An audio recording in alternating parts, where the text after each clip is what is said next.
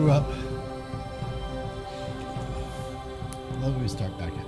My mother was raised as a Baptist, and my father was raised Roman Catholic. He was saved shortly before I was born, and so I was raised in a Wesleyan church. So I went to church every Sunday morning for Sunday school, stayed for church, came back Sunday night for more church, came back on Wednesday for more church, and if there was anything else going on that week, we came back to church again. So I was in church 2-3 times a week, every week, every year, day after day after day.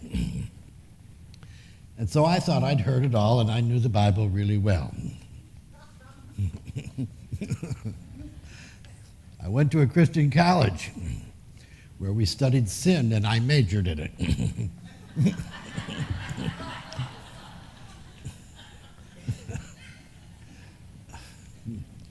But anyhow, late in life, I learned that I didn't really know God's Word all that well. I thought I did, but much of what I knew really wasn't in the Scriptures. Cecil D. DeMille's put on a wonderful Ten Commandments movie, right? 3-hour epic.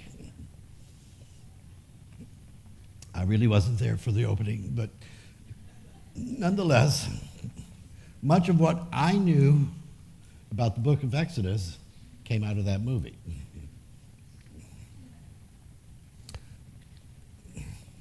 Not so. Okay? This book is a collection of pictures, patterns, and principles. I want you to remember that over and over and over. What's in the Word is either a picture, or it is a pattern, or it is a principle. The Lord gives us a few details in His book, and these details are important.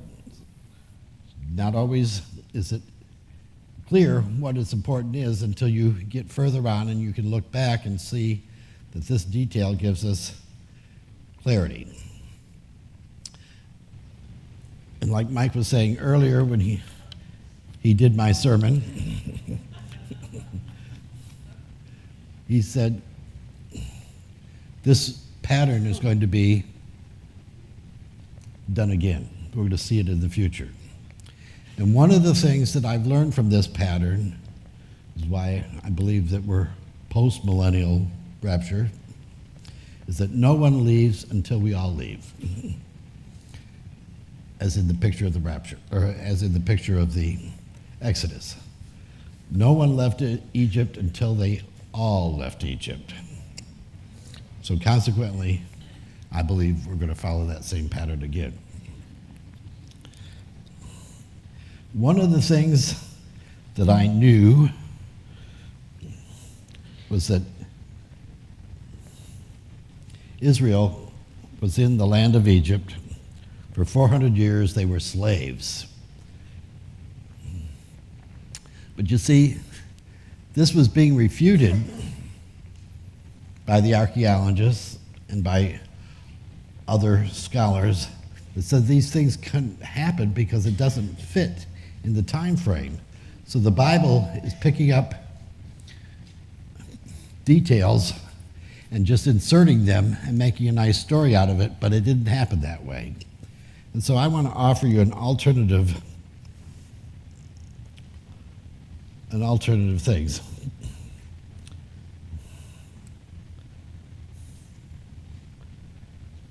All right, let me go back. Genesis is about who we are and where we came from. God is revealed as the creator, the righteous judge, the God of covenant, and the source of the gift of our children, and the God of our provision, as the God who guards us and keeps us, as the Holy One of Israel. This is all summarized up as the God of Abraham, Isaac, and Jacob. The theme of Exodus is Israel is the firstborn of the sons of Abraham, Isaac, and Jacob, the remembered sons of the fathers. Man needs to be redeemed, and man needs a redeemer. Exodus begins about 74 years after the end of Genesis. During those years, the revelation of God as God Almighty has faded. Not only is God going to refresh that memory, but he's about to give the sons of Israel a fresh and new revelation about who he is and how he cares for them. Yahweh is about to reveal himself as God of Abraham and Isaac, the mighty hand and the outstretched arm of God, as a God who remembers for the sake of the fathers, as Yahweh your God, as the God of our salvation, the Lamb of God, and as our betrothed or bridegroom. Covenant always is, I am the Lord your God, and you are my people. So where did we get the idea that Abraham was going to, or that Israel was going to be in Egypt for 400 years? Well, it goes back to Genesis 15:12. And when the sun was going down, deep sleep fell upon Abram, and lo, the horror of great darkness fell upon him. And he said unto Abram, know of a surety that your seed shall be a stranger in a land that is not theirs. That makes sense. And they shall serve them, and they shall afflict them for 400 years. And also that nation whom they serve I will judge, and afterwards they will come out with great abundance. And you shall go to your fathers in peace, and you shall be buried in good old age. But in the fourth generation they shall come hither again, for the iniquity of the Amorites is now full. And if you look at Exodus 12:40, says, now the sojourning of the children of Israel who dwelt in Egypt was 430 years. And it came to pass at the end of 430 years, even the same day it came to pass, that all the hosts of the Lord went out from Egypt. Another translation says 430 years to the day. To the day of what? I believe it was the day the promise was given to Abraham. So from Abraham to Moses, I believe, is 400 years, or 430 years. We'll see that in Exodus 6:16, it says, these are the names of the sons of Levi according to their generations, Gershon, Kohath, and Merari. And the years of the life of Levi was 137 years. And the sons of Kohath were Amram, Izhar, Hebron, Uzziel, and the years of the life of Kohath was 133 years. And Amram took Jochebed, his father's sister, to wife, and she bare him Aaron, Moses, and the life of Amram were 137 years. So here we have the story of Levi, Kohath, Amram, and Moses, 4 generations. We'll see this also throughout the story. It was 4th generation that came out. But we see it also in another pattern. In Daniel 9:25, it says, know therefore and understand that from this Daniel's 70 weeks vision, that from the going forth of the commandment to restore and to build Jerusalem unto the Messiah, the prince shall be 7 weeks and 62 weeks. The street shall be built again, and the wall even in troublous times. And after 62 weeks, the Messiah shall be cut off, but not for himself, and the prince of the people that shall come and destroy the city and the sanctuary. And the end thereof shall be with a flood until the end of war and desolations are determined. So if you look at 62 weeks times 7, that's 434 years. So we go back to the end of Genesis 50:22, and it says, and Joseph dwelt in Egypt, he and his father's house, and Joseph lived 110 years. And Joseph saw Ephraim's children of the 3rd generation, the children of Machir, the son of Manasseh, were brought up on Joseph's knees. So you got Abraham getting this promise about 15 years before Isaac is born. So you got all the years of Isaac, that's 180 years. You got all the years of Jacob that survived after Isaac, and that's 27 more years. And then you got all the years of Joseph after surviving Jacob, and that's 54 years. And then you've got 80 years from Moses born to the Passover. So that leaves a difference of about 74 years. I like numbers. So they weren't in slavery for 400 years, in my personal opinion.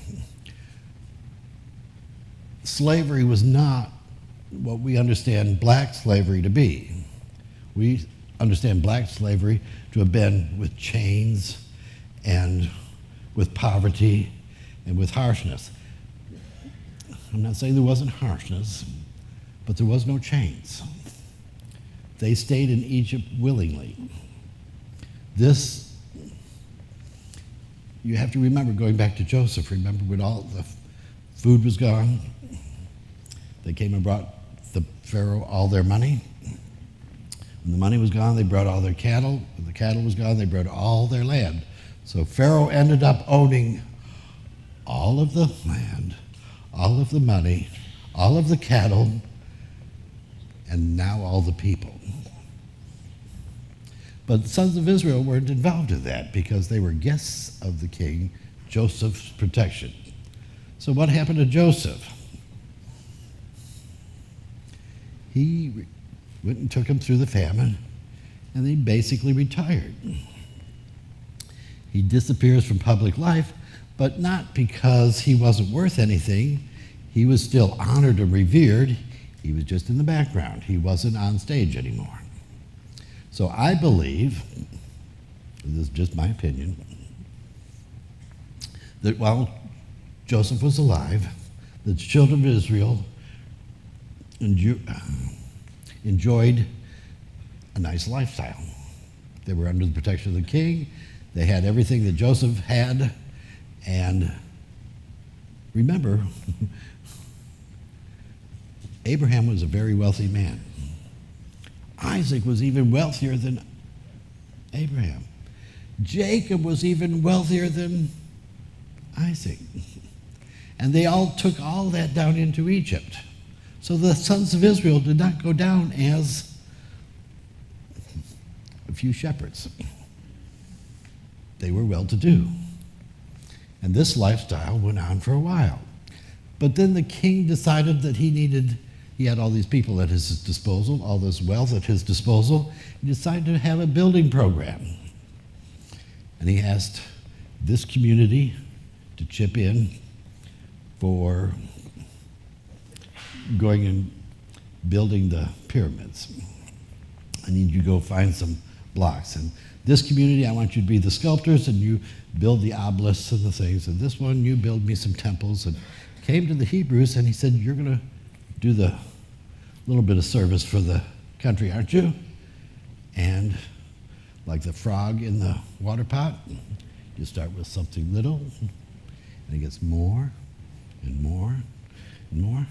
Now, these people had all their sheep, all their flocks, right? These people had their ability to come and go as they pleased. You'll see Aaron comes out to meet Moses in the middle of the things. He didn't have to get special permission to do so. He just picked up and left. So how did the people get into this bondage? Very slowly, over the years.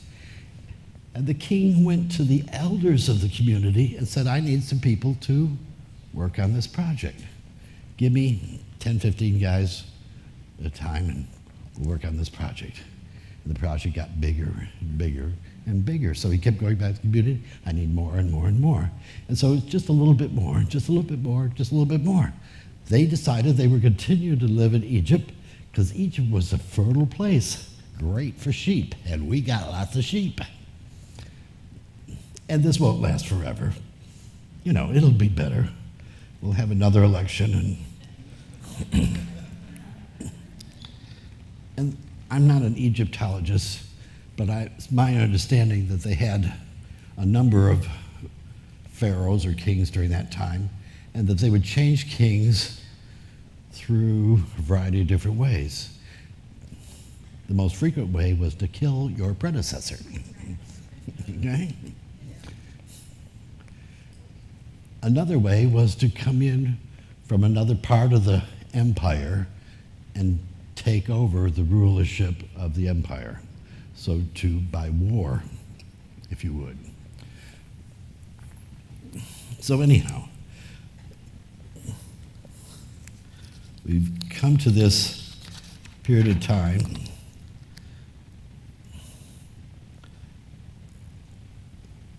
that they're under surveillance. Now, how many have seen Charlton Heston in the Ten Commandments? Forget the fairy tale, okay? They weren't building pyramids. It said they were providing brick and straw, okay? Worked in bricks and mortar. So they were building the cities of Ramses and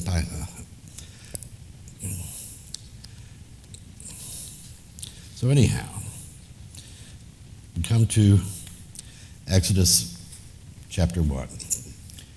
We call it Exodus, but the Hebrews, by tradition of the fathers, each portion is named by the first word in the portion, and each book is named by the first word in that book.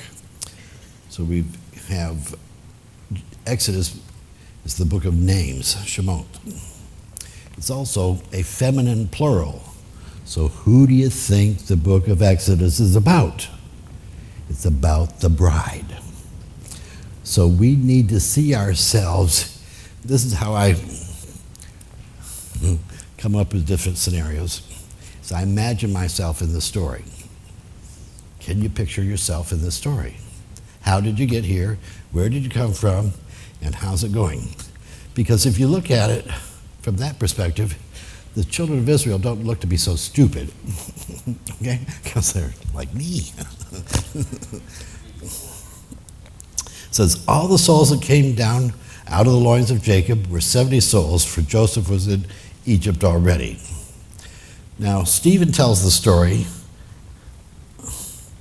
pending his execution by stoning, and he said there was 75 souls that came down. So was it 70? Was it 75?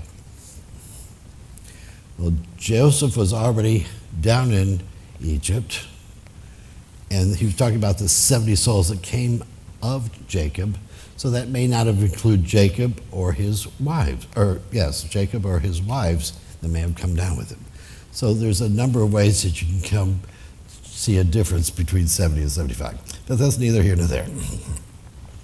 It says, and Joseph died, and all his brothers, and all that generation.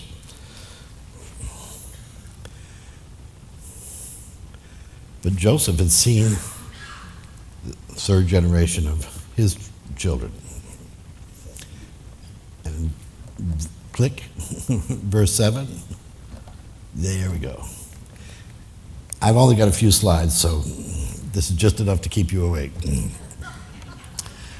And the children of Israel were fruitful and increased abundantly and multiplied and waxed exceedingly mighty, and the land was filled with them.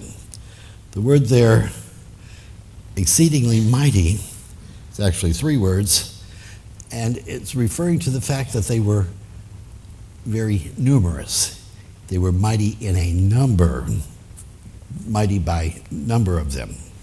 So they spread out, and they filled the land, right? And the land was filled with them. This is the same word that was used back when God created the fishes in the 5th day. The water was filled with them. This word fruitful, the word filled is Malay. It means to fill or to full. And we'll see it as used in the blessing of Ephraim and Manasseh, Amalah HaGoim.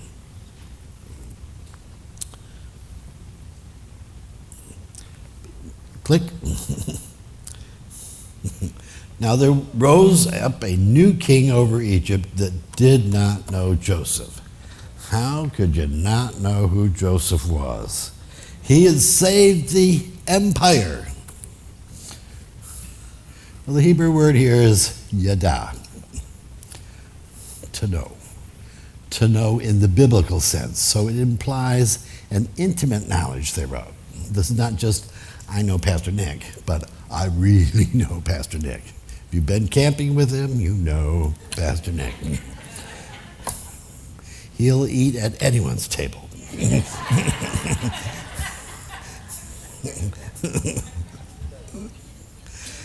At any rate. So when you hear the Yiddish yada, yada, yada, it means I know, don't tell me anymore, I already know that. But anyhow, there arose a king that did not know Joseph. He didn't acknowledge Joseph. In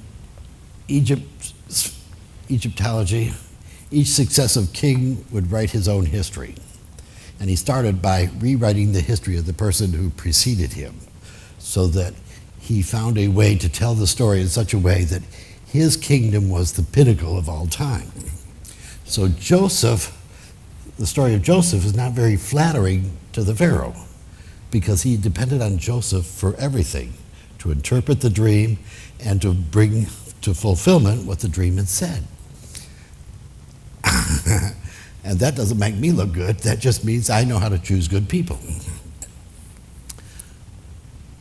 So after Joseph was gone, we didn't need Joseph anymore. We were back in the time of plenty. So what do we need? Some Hebrew boy to tell us what to do. But the king already had all the land, all the money, all the cattle, and all the people. I don't need you anymore, Joseph. I've got it all. There's nothing you can do for me today. So they would go through all their obelisks and all their temples, all their hieroglyphics, and scratch out the names of the people that they didn't want and rewrite the story that was more flattering to them. So we don't have a record of Joseph in the hieroglyphics because he didn't do anything for us anymore. There arose a king that did not acknowledge who Joseph was. Joseph is in the background. Now, how long after Joseph? Don't know. It doesn't tell us.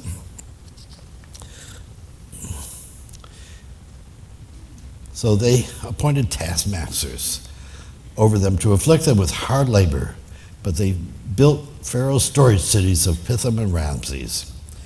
Now, the word taskmaster here is literally the prince of a gang of forced workers. So they had taskmasters who were the Egyptians, who were the leaders of these gang of public works people, right? And the Hebrews had officers to whom these taskmasters would go, and the officer would decide who works today, who can stay home, who works, how long did they work, whatever. And the officers had to keep coming up with more and more people to get the job done. So this taskmaster is literally a prince of a gang of forced workers. And they afflicted him by hard labor. This hard labor of burdens is used here only in Exodus 1 through 6. It's not used anywhere else in the Tanakh. The root word of it, though, is used in 1 Kings 11:28. It says, now the Jeroboam was a valiant warrior, and when he saw that the young man was industrious, Solomon appointed him over all the forced labor of the house of Joseph, the 10 northern tribes. So Solomon built the temple using forced labor. Okay? Solomon didn't enslave his people. He just had a big public works department. Okay? By contrast, we'll see in Matthew 11:30, Jesus says, my yoke is easy and my burden is light. Do it my way and it's not so hard. But it says the Egyptians compelled the sons of Israel to labor rigorously, and they made their lives bitter with hard labor in mortar and bricks and all kinds of labor in the field, and all their labors which they rigorously imposed on them. So I'm not saying it wasn't difficult. It was difficult. Their lives became miserable, at least the ones doing all the hard work. They still had to take care of all their sheep. They still had to take care of all their children, and they were having children after children. If you try and do the math, to go from 70 people to 600,000 some odd, 603,550, you're going to see that they're going to have 9 sons per generation. And those 9 sons are going to have 9 more sons to go from 70 to 603,550. So they still had things to do. Okay? But then we see the king speaking to the midwives. Kill all the boys, save all the girls. It says, when the Hebrew women have their babies, if it's a boy, kill it. But when that didn't work, it says, then the king speaks to all his people. Throw all the boys into the Nile. This might not just be a Hebrew thing. He may have been a very suspicious person. He knew how he got to the throne, and he wasn't looking for anybody to take it. Okay? So it may have been all the boys that were thrown into the Nile. We don't know. Goes on in chapter 2, it says, and there was a man of the house of Levi who took the wife of the daughter of Levi. Now, was this Levi's daughter or his granddaughter? Probably it was not his daughter. Otherwise, Amram would be marrying his aunt. And when she could no longer, it says, and the woman conceived and bare a son, and when she saw that he was a goodly child, she hid him 3 months. Now, this doesn't say that this child was her first child. It's the first one being noted. It's skipping over a lot of details, which we'll see later on. She hid him 3 months. And when she could no longer hide him, click. When she could no longer hide him, she took for him an ark of the bulrushes and daubed it with slime and with pitch and put the child therein, and she laid it in the flags by the river's bank. This word here is ark.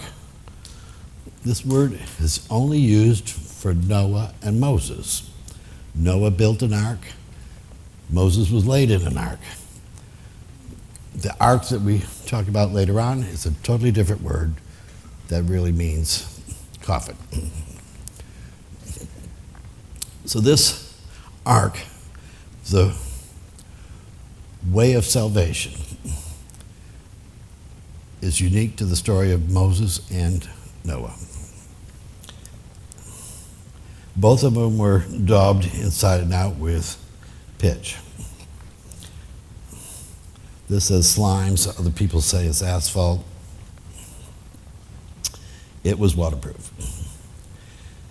How old was the child when he hid it? It was about 3 months old, it says. And the sister stood afar off to wit what would be done to him. So she's standing over on the side watching this jobby. This little boy in the basket. It says, and the daughter of Pharaoh came down to wash herself in the river, and amazed and walked by the riverside. When she saw the ark among the flags, she sent her maid to fetch it. And when she opened it up, she saw the child, and behold, the babe wept, and she had compassion on him, and said, this is one of the Hebrews' children. So how far apart was the princess and Moses' mother? It wasn't 5-10 miles apart, was it? Chances are it was just across the railroad tracks. Okay? They lived on this side of the tracks. The king lived on that side of the tracks. It was probably just a little bit of distance between the two because the child came from one area to the other. And he probably wasn't there for days and days and days and days. It probably happened fairly quickly. It doesn't say, but I can only imagine. It says, click. The child grew, and she brought him unto Pharaoh's daughter, and he became her son. He was adopted. How long after this? How old was he when he was adopted? It don't say. Some people say he was up to 5 years old when she was brought back to Pharaoh's daughter. Cecil B. DeMille would have you think that his mother raised him in Pharaoh's daughter's house. Don't know. It doesn't say. So the early part of Moses' life is laid out in these 10 verses. Okay? Cecil D. DeMille really had a great imagination. So now we're going to jump ahead about 35 years. He's brought into Pharaoh's house. It says in verse 11, and it came to pass in those days when Moses was grown that he went out unto his brethren and looked on their burdens, and he spied an Egyptian smiting the Hebrew, one of his brethren. And he looked this way and he looked that way, and we saw that there was no man. He slew the Egyptian and hid him in the sand. So what brought him out to look at the things? Did Moses grow up knowing that he was a Hebrew? Did he think he was an Egyptian? Did he serve in Pharaoh's army and lead great escapades for the Pharaoh?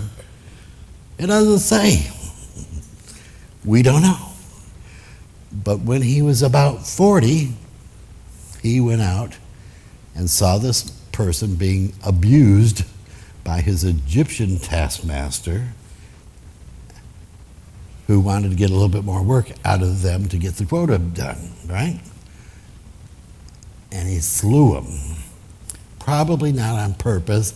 He just hit him really hard. Okay? He didn't intend to kill him, but he was dead.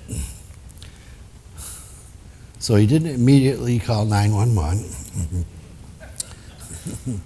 He said, we'll just sweep this one under the carpet.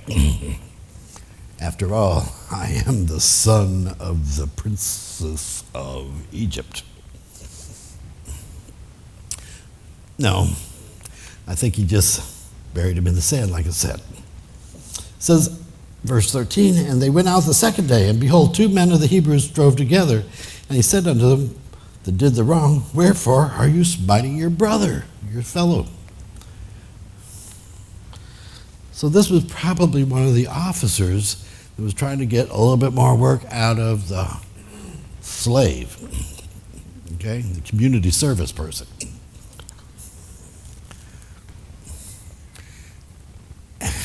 And Moses said, hey, he's one of us. We're homies. What are you doing to him? And the guy looked at him in verse 14 and says, who made thee a prince and judge over us? Do you intend to kill me as you killed the Egyptian? Now, if this was American slavery, picture the slave saying that to the master. Who do you think you are? Who made you boss over me? Are you going to kill me like you killed the other guy? Probably in American slavery they would have. But this is the first recorded conversation that a Hebrew has with Moses. And what is it? I don't work for you. Where did you get your authority? And you're trying to kill us. The theme of Moses' ministry. Pastor, you got it easy.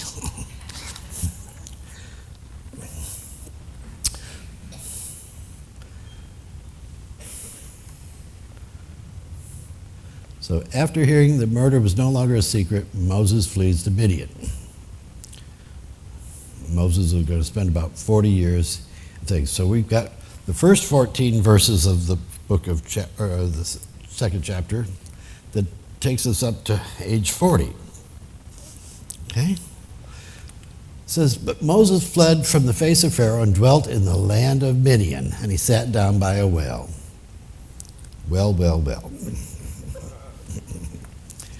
Now the priest of Midian had 7 daughters, and they came and drew water and filled the troughs to water their father's flock. And the shepherds, meaning other shepherds, came and drove them away. But Moses stood up and helped him and watered their flock. Here I am to save the day. Moses came to the well in Midian. It was probably a trip of several days to get from Egypt to Midian, because Moses did not walk on water. So he came to the place, and he's looking for creature comforts, and he comes to the well. And this is where he meets the 7 daughters of Jethro. Now, does this mean that Jethro didn't have any sons? No, it said he had 7 daughters. Okay? Verse 21, it says, Moses was content to dwell with a man, and he gave Zipporah his daughter, and she bare him a son, and he called his name Gershon, for he said, I have been a stranger in a strange land. Okay? So this kind of sounds that Moses decided to stay there. He got married. He had a son. This is probably close to the beginning of the 40 years he spent in Midian, right? Makes sense.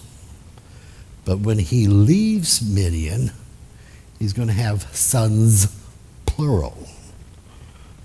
One is going to be about 35-ish, and the other's probably much younger. Anyway, little detail. So the first 80 years of Moses' life is summed up in these 22 verses. Cecil D. Mills makes it an hour and a half of his epic. But it goes on in verse 24, click. It says, and God heard their groaning, and he remembered the covenant with Abraham, with Isaac, and with Jacob. Does this mean that God had forgotten his covenant? No. We like to attribute to God human characteristics. And we felt as if we were forgotten, but that did not mean God forgot, right? One of the things that you can go back and you tell the story. Go back to Abraham blessing Ephraim and Manasseh. He said, the angel, the Lord that has redeemed me out of all the trouble all the days of my life. He's been there all along. Tells the boys. Then we go into the story of Joseph. Joseph sold down in Egypt. But it says God was with Joseph at Potiphar's house. Potiphar puts him into prison. God was with him in prison. The baker and the butler, yes, have their dreams. And God gives Joseph the interpretation. 2 years later, Pharaoh has a dream, and God gives Joseph the interpretation. God was there. God brought Joseph's brothers down to him. And Jacob says, shall I go down into Egypt? Because he goes to Bethel and he prays. And God says, go down into Egypt, and I will go with you, and there I will make you a great nation. So God has always been with them. God didn't forget. God was in covenant. He said he would do it, and he does. Simply because we don't feel him here does not mean he's not here. We will eventually see that God has always been with us. Okay?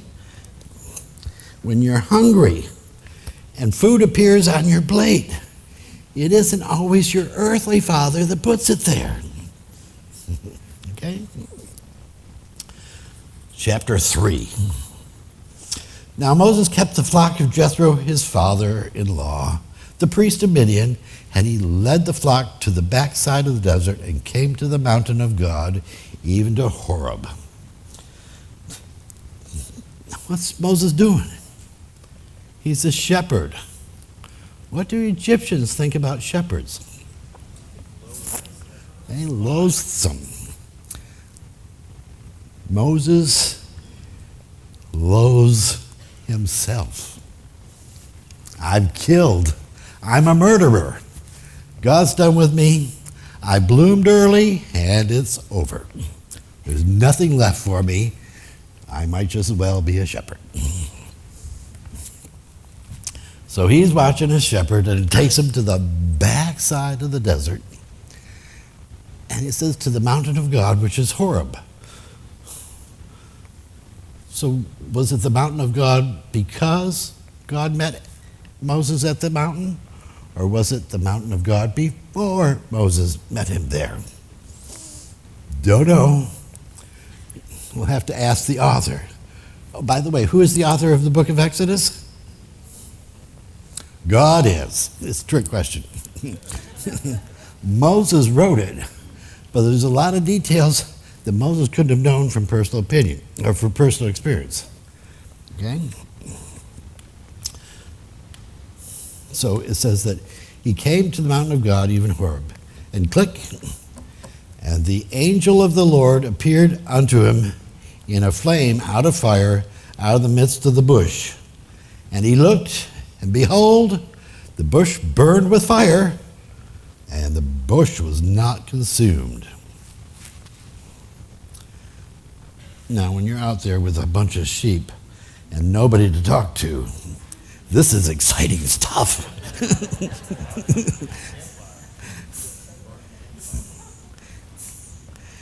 And the Lord saw, and when the Lord saw that he turned aside to see,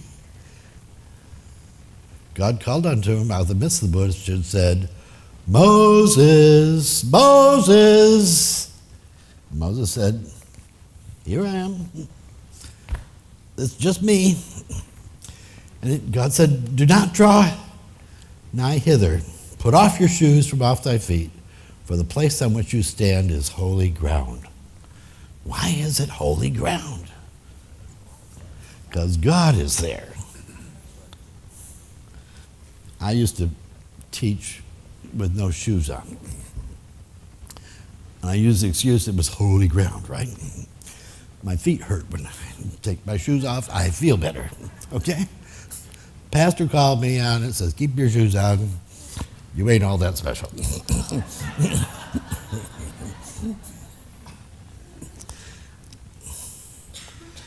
But he was here on holy ground. Holy means set apart for special use. It says, verse 6, moreover, he said, I am the God of thy father, the God of Abraham, the God of Isaac, the God of Jacob. And Moses hid his face and was afraid to look at God. Now, Moses knows that he was a Hebrew, but he may not have been raised as a Hebrew. Maybe he was, maybe he didn't. But God identifies him as the God of your fathers. He doesn't say Amram. He doesn't say Levi. He says, I am the God of your fathers, Abraham, Isaac, and Jacob, the men to whom I entered into covenant with over and over and over. Covenant always is. I am your God, you're not. You are my people. So when God tells Hosea to name his child, you're not my people, it was a breaking in covenant. Covenant always is, you are my people. Or more importantly, you are my people. Moses hid his face and was afraid to look at God. But it won't be too much longer that he's going to want to see God's face. Show me your face, Lord.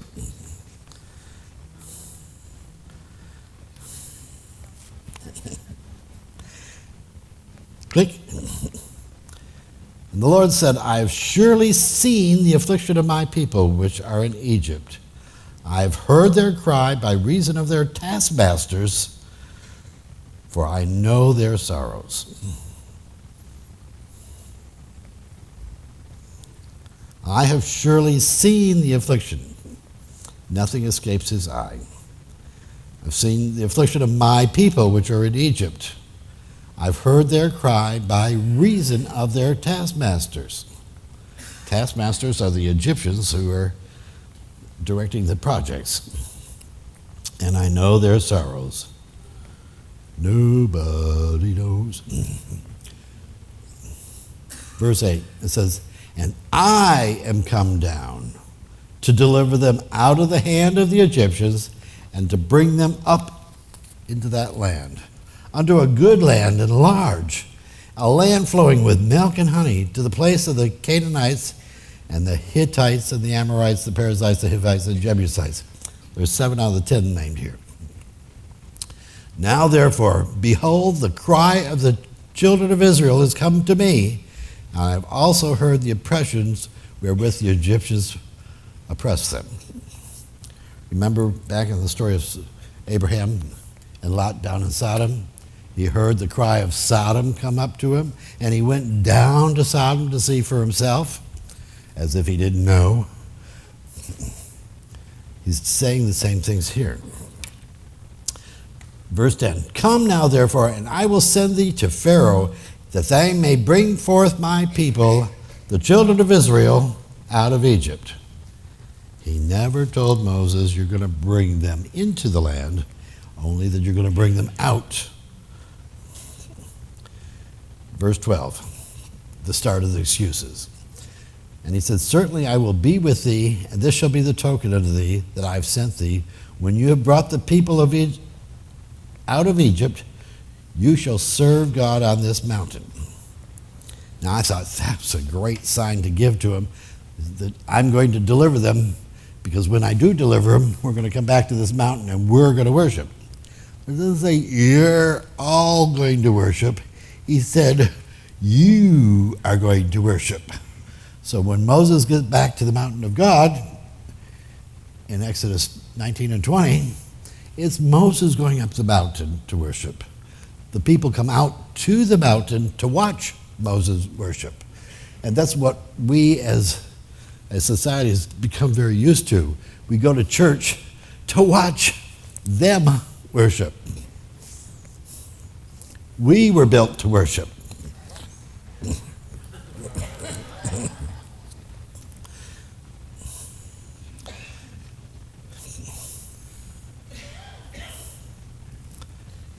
And God said unto Moses, Moses starts again. Nobody's going to believe me that you're talking here. I don't believe it myself, but at least you're not a donkey. Who is it that I'm going to say is talking to me? God responds in verse 14. It says, I am that I am. And he said, thou shalt say unto the children of Israel, I am hath sent me to you. And God said moreover unto Moses, thus you shall say to the children of Israel, the God of your fathers, the God of Abraham, the God of Isaac, and the God of Jacob has sent me unto you. This is my name forever. This is my memorial name unto all generations. Notice he didn't say the God of Abraham, Isaac, Jacob, and Judah. He didn't say the God of Abraham, Isaac, Jacob, and Joseph. He didn't say the God of Abraham, Isaac, and Jacob, and Levi.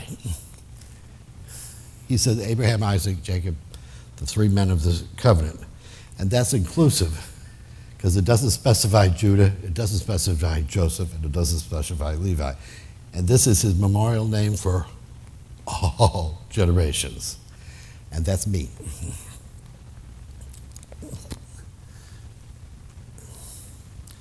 Verse 16, and go tell the elders of Israel together, and say unto them, the Lord, the God of your fathers, the God of Abraham, of Isaac, and of Jacob, appeared unto me, saying, I have surely visited you, and have seen which is done to you in Egypt. Saying, I've already come down, I've already seen, I'm already aware of it. And they shall hearken unto your voice, and they shall come, and the the elders of Israel unto the king of Egypt, and you shall say unto them, the Lord God, or Yahweh, God of the Hebrews, has met with us. Now let us go. We beseech ye 3 days' journey into the wilderness, that we may sacrifice unto the Lord our God, Yahweh our God.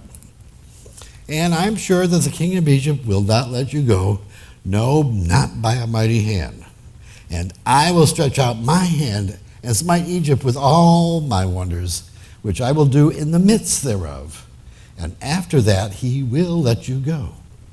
And I will give favor to the people in the sight of the Egyptians, and it shall come to pass that when you go, you shall not go empty, but every woman shall borrow of her neighbor, of that sojourneth in her house, jewels of silver, jewels of gold, raiment, and you shall put them on your sons and your daughters, and you shall spoil the Egyptians.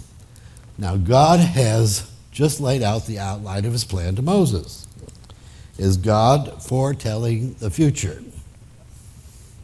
No. He's merely telling him what he already has done. To God, it's not the future. God is not bound by time, because his name is I am. Not I did, not I will, I am. So he has laid out this plan not to let Moses know what the future is going to be, but to let him know that when he sees the future, he'll know who did it. This is my plan. This is my job. I'm going to do it. Chapter 4. And Moses answered and said, behold, they will not believe me or hearken unto my voice, for they will say, the Lord has not appeared to you. And the Lord said unto him, click, click. The Lord said unto him, what is that you have in your hand? And he said, a rod. God comes to you and he says, you're going to do my job for me. And we say, I can't. I don't have the stuff I need to do the job. And he says, what do you already have? I've got a conviction for murder back there. I'm really qualified to go to Pharaoh and to explain to him the law of the Lord. What's in your hand? It's a staff. What's a staff? It's the authority. It's the record of your lineage. Who your grandfather was, who your father was, who your blah, blah, blah. So he's got his authority. And it goes back to Abraham, to Isaac, and to Jacob. And that's the God he's talking to. The authority stick God. I've got the authority of God in my hand. I thought it was to beat the sheep. What's in your hand? When God calls you to do a job, he uses what he's already given you. We think we're given stuff. Yeah, I've got a time card for you. God gives us stuff not for us to hoard.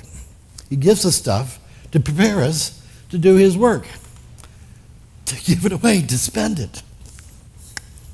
What's in your hand? And he said, cast it to the ground, and it became a serpent. And Moses fled from before it. Apparently Moses don't like snakes. And the Lord said to Moses, put forth your hand and pick it up by the tail. Sure. You first.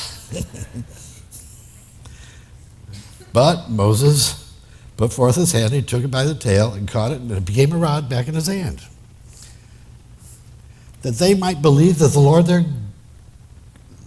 the God of their fathers, the God of Abraham, the God of Isaac, the God of Jacob, has appeared unto thee. And the Lord said furthermore to him, put your hand into your bosom. And when he put his hand in his bosom, and we took it out, and behold, his hand was leprous as snow. Ooh, this isn't good. Put it back in there. This dirty thing. And he put his hand back in his bosom and plucked it out, and behold, it again was as his other flesh. Click. And it came to pass that if they will not believe thee, neither hearken to the voice of the first sign, that they will believe the voice of the latter sign. I must have left out one. At any rate, the word here for sign is the Hebrew word ot. It is spelled Aleph, Vav, Tav. Now the word Vav, the letter Vav, is generally used as the conjunction and. So when we're saying our liturgy, and it's the word, and the thing starts off with the word and, you'll see the Vav there. And blah, blah, blah. So they add the letter Vav to the beginning of the word, and that means and he went, or and he came back. So it's a conjunction word. So you see Aleph, Vav, Tav, or we might say Aleph and Tav. In the Greek, we could say it's the Alpha and Omega. It's the sign. The first sign is a dead stick comes to life. And what's the latter sign? The unclean becomes clean. And it shall come to pass that if they will not believe these two signs, neither hearken unto the voice, that thou shalt take the water out of the river and pour it on the land, and the water which you take out of the river shall become blood upon the dry land. So Jesus' first miracle, that his mother comes to him at the wedding at Cana, says, we've run out of wine. He says, what's that my problem? It's not my time to start, right? My time has not yet come. What's my time not referred to? Daniel's prophecy, 62 weeks. 62 weeks is not up, mother. You're asking me to step ahead of God's plan. Whatever he says to do, just do it. And he turns the water into wine. Just as Moses turned the water into blood. Wine made from the blood of grapes. At any rate, Moses got more excuses. In verse 10 it says, Moses said to the Lord, Lord, oh my Lord, I am not eloquent, neither heretofore, nor since thou hast spoken unto thy servant, but I am slow of speech and slow of tongue. He says all that to tell God he doesn't know how to talk. And the Lord said unto him, who's made man's mouth? Who makes the dumb or the deaf or the seeing or the blind? Have not I, the Lord? Now go, therefore, and I will be with your mouth, and I will teach you what you are to say. Here he uses, never mind.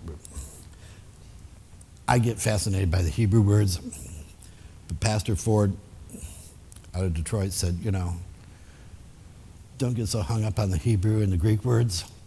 If you're not doing what the English says, what difference does it make? The Hebrew.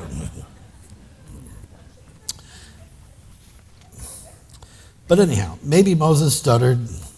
Maybe his Hebrew wasn't that good. Maybe he didn't think fast enough to carry on a conversation. Maybe he was monotonous or harsh. But whatever it was, Moses saw it as an impediment to meet his expectations of what he thought the messenger of God needed to be. But Moses still has excuses, his tongue. But God replies. Oh, by the way, this is the same thing Jeremiah said, chapter 1. I'm too young to know how to talk. God says, I'm going to be with your mouth. Keep talking. In verse 14, and the anger of the Lord was kindled against Moses, and he said, is not Aaron the Levite your brother? I know that he can speak well, and behold, he cometh to meet you, and when he seeth thee, he will be glad in his heart. So apparently Moses already knew Aaron. Did they keep in touch the 40 years that he was out of Egypt? It don't say. He said he knew his brother, and his brother was a talker. By the way, I love the sound of my own voice, so I hope you're enjoying this as much as I do.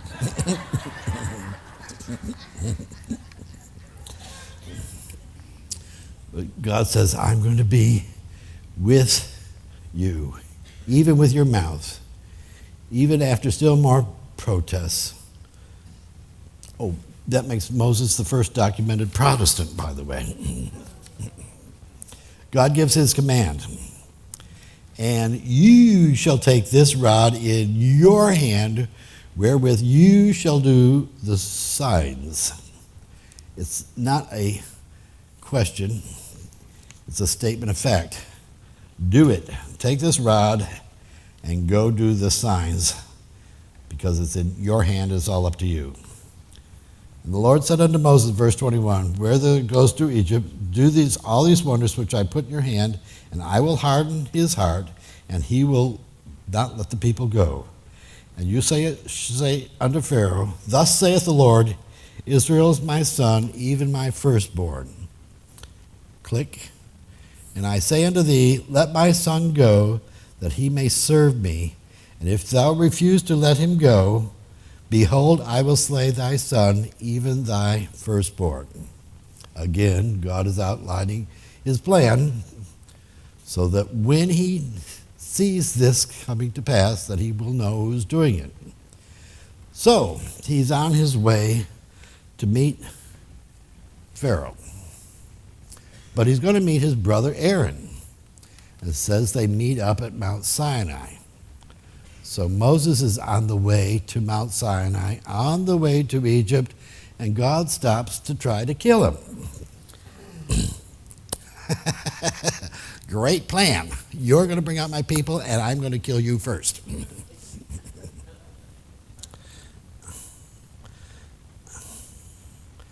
It came to pass that on the way in the end, the Lord met him and sought to kill him. And Zipporah took a sharp knife, cut off the foreskin of her son, and cast it at his feet, and said, surely you are a bloody husband, thou art unto me. So apparently circumcision and covenant are very important to God. Moses wasn't seeing it quite as important, the importance of the Abrahamic covenant. He forgot that it was part of the identity, the physical sign of the covenant made with Moses. If Moses did not see God coming, Zipporah did. Moses did not place a value on it. Moses may not have made sure the wilderness babies that were circumcised, because God tells Joshua a second time to circumcise all the men after crossing Jordan. Okay? Maybe circumcision was a point of debate between the happy couple. Okay? Now, we will not see Zipporah and the boys mentioned again until they return to Moses with Jethro at Mount Sinai in chapter 18. Maybe Moses sent her packing here. Don't know. Cecil D. DeMills takes him into Egypt. Now, she circumcised her son. I believe this is probably his second son. I don't think she could have wrestled a 40-year-old man to the ground and circumcised him, okay?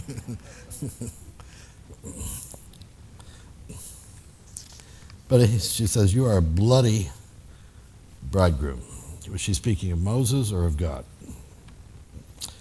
The Lord said to Aaron, go into the wilderness and meet Moses. And he went, and he met him at the mount of God and kissed him. So Aaron left Egypt. He didn't have to get a visa. He just left. There were no chains holding Aaron in Egypt. And they met at Mount Sinai, and they returned to Egypt together. It says in verse 29, and Moses and Aaron went and gathered all the elders of the children of Israel.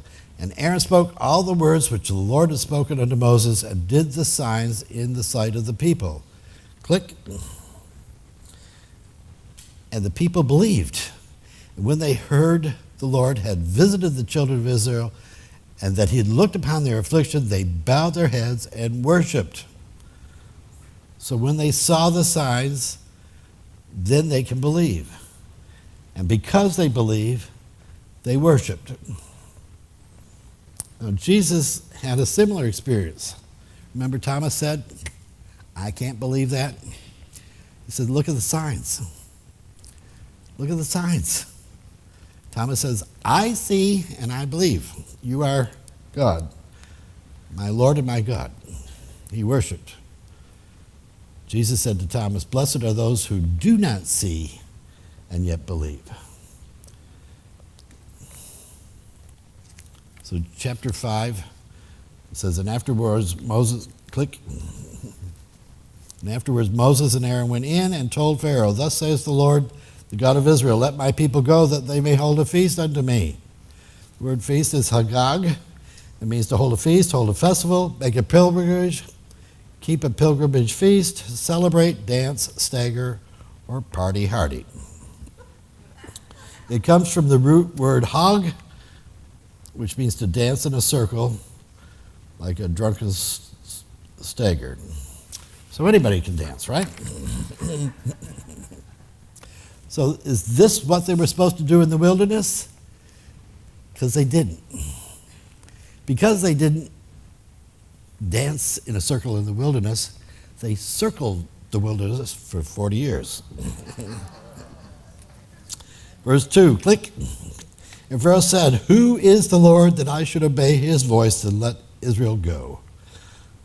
I know not the Lord, neither will I let the people go. He didn't know Joseph, so he did know Joseph's God. And it wasn't in his interest to know, because he would have had to obey the Lord if he really knew who the Lord was. So he had no intention to it. He, like I've done before, he chose not to know the Lord. Okay? I'm not going to do it. So he says, tell the people, verse 7, give the people no more the straw to make brick, but let them go and gather straw for themselves, and the tally of bricks they have made heretofore shall lay on them, they shall not diminish it, because they are idle. Let them go and sacrifice to our God, they keep saying. Let more work be laid on them, that they may labor therein, and let them not regard these vain words.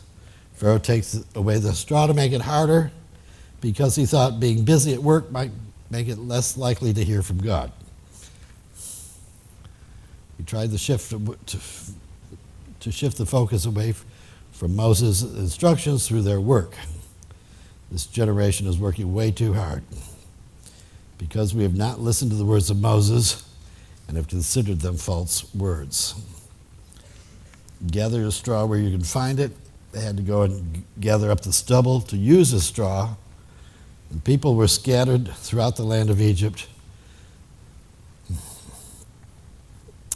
says the taskmaster, the officers of the children of Israel, which Pharaoh's taskmaster had set over them, were beaten and demanded, wherefore have you not fulfilled your task, making brick both yesterday and today heretofore? The foremen were beaten as examples to get what Pharaoh demanded, which was in direct opposition to God's plan. So maybe that's why leadership gets beaten up a bunch, because Satan is trying to get out of us what isn't in God's plan. Verse, and they met Moses and Aaron, who stood in the way as they came out from Pharaoh.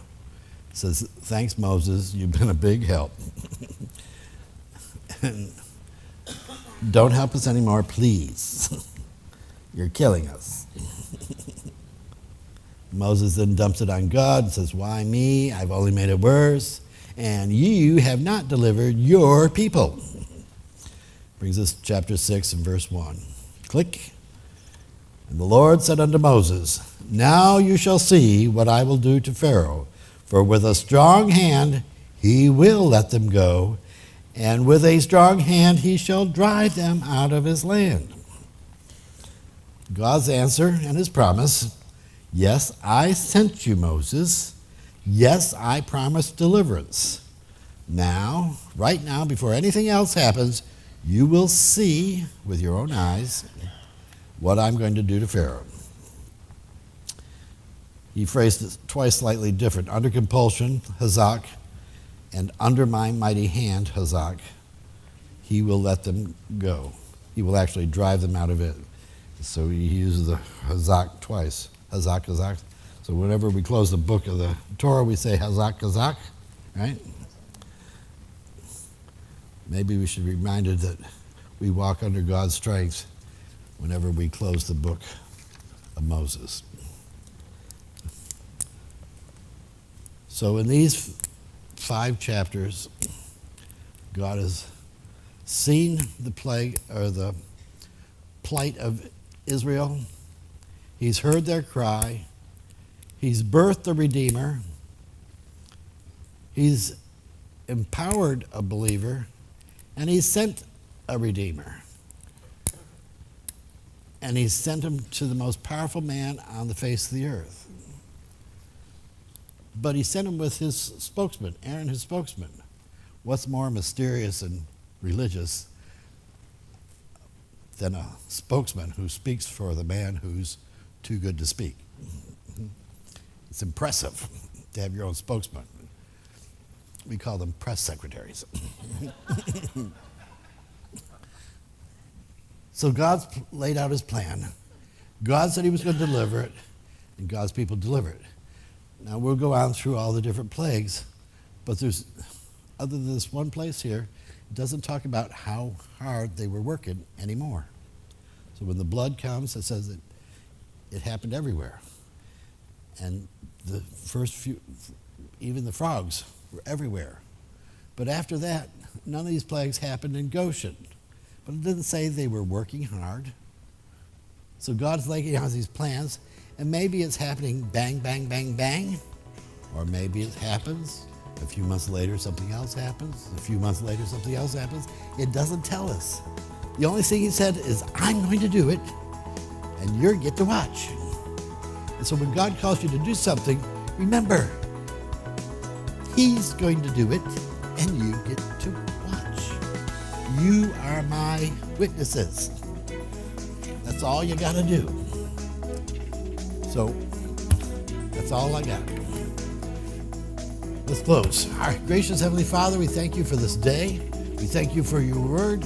We thank you for your promises. And these promises are for us today. You said you were coming to get us, and we know you're coming back. And we're ready for you whenever you get here. We thank you and we praise you. We love you, Jesus. Amen.